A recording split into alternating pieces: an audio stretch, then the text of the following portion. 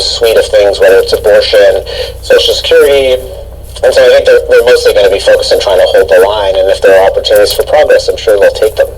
In the last segment, we were talking to someone who, represented a right-wing think tank, and we talked a lot about the thin majority that Kevin McCarthy will have and how tough that will be with different factions.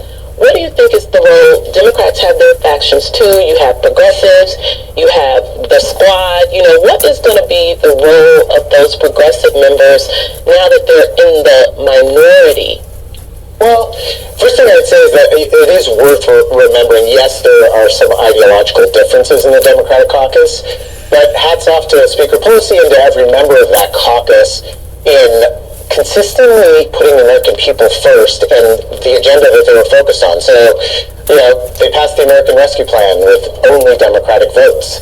They passed the Inflation Reduction Act with only Democratic votes, and that was virtually every member of every member of the caucus voting for that. And that was it wasn't everything everyone wanted, but people realized there's a real opportunity to make progress for the American people, and people were willing to support it. So hats off to, the whole caucus for recognizing when you can make progress for the American people, you should take it.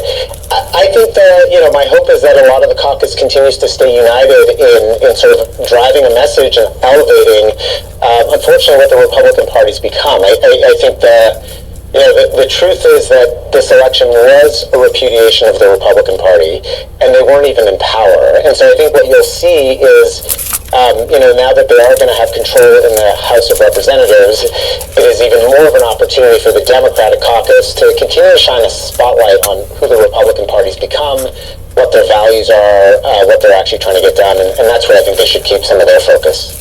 So you mentioned the midterms. Sure. It wasn't the red wave that Republicans wanted. I'm going to show a graphic on the screen from the